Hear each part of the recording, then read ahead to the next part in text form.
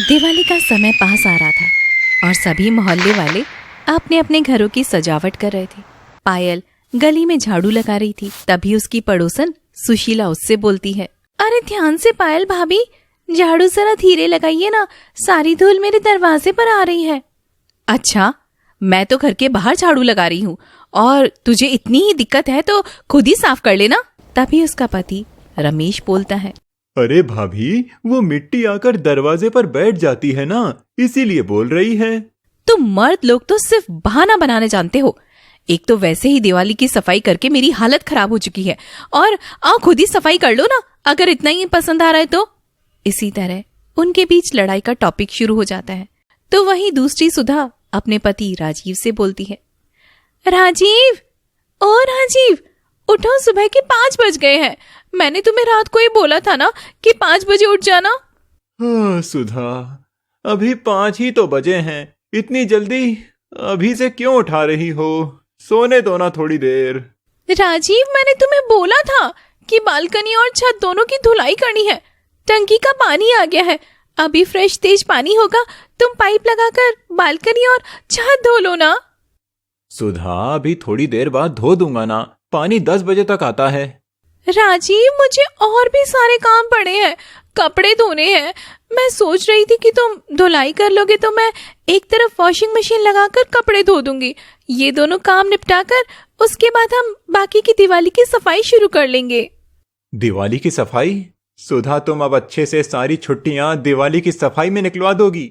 सुधा कुछ दिनों से अब सुबह जल्दी उठकर ही पूरे घर की सफाई कर रही थी।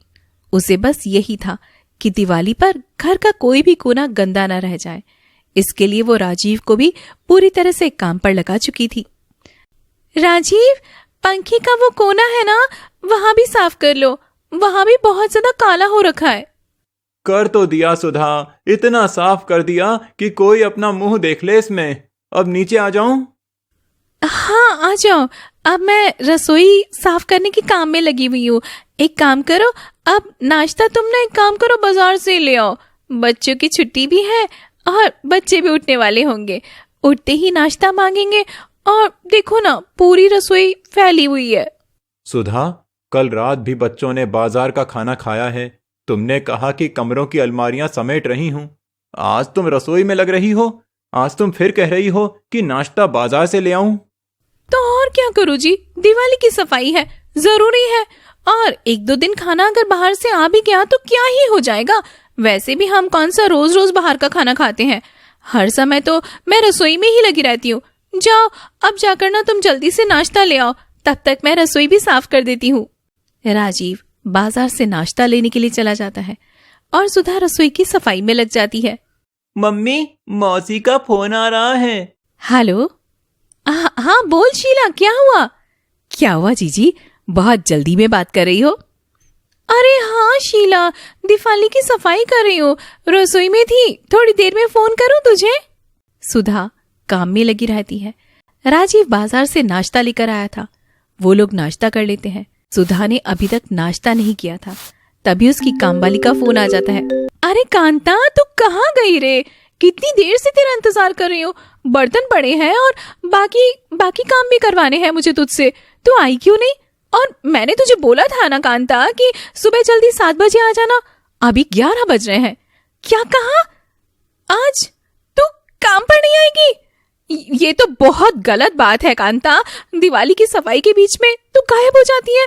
मुझे सब पता है, ये तेरी चालाकी है। हाँ ठीक है, कल सुबह 7 बजे आ जाना। सुधा, तुम्हारे मोमोज ठंडे हो रहे हैं, खा लो, बाद में काम कर लेना। हाँ अभी खा लूंगी, कोई नहीं, मैं गरम कर लूंगी। रसोई निपट चुकी है मगर काम वाली आज छुट्टी पर है, इसलिए मैं बर्तन धो रही हूँ।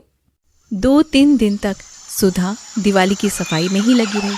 उसने ना अपने ऊपर ध्यान दिया, ना राजीव पर और न ही बच्चों पर। उसे तो बस घर को साफ करना था।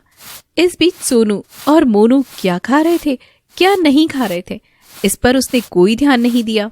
मम्मी, मुझे भूख लगी है। दिख नहीं रहा? मैं सफाई कर रही हूँ। एक काम करो, फ्रिज में बर्गर रखा है, वो खा लो बेटा। मम्मी, मेरे पेट में बहुत दर्द हो रहा है और उल्टी भी हो रही है। कोई बात नहीं, थोड़ी देर में ठीक हो जाएगा। अभी मैं जाले उतार रही हूँ, परेशान मत करो। मोनू कमरे में जाकर लेट जाता है। सुधा घर के कामों में लगी रहती। राजीव उस दिन घर पर नहीं था। थोड़ी देर के बाद में मोनू की तबीयत ज्यादा खराब हो जाती है। मम्मी, मेरे को बार बार उल्टी हो रही है। मैं परेशान हो रहा हूँ, रुका नहीं जा रहा। मेरे बच्चे परेशान मत हो, मैं एक काम करती हूँ, तुझे अभी डॉक्टर के पास में लेकर चलती हूँ। कुछ देर के बाद राजीव आ जाता है। वो सुधा और मोनू को डॉक्टर के पास में लेकर जाता है। बेटा, आज तुमने क्या खाया था? मैंने मोमोज खाए थे मम्मी। वो कल मोमोज बच गए थे, वो रसोई में रखे थे। मुझे भूख लगी थी तो मैंने वही खा लिया। सोनू बेटा, वो एक दिन पहले के मोमोज थे।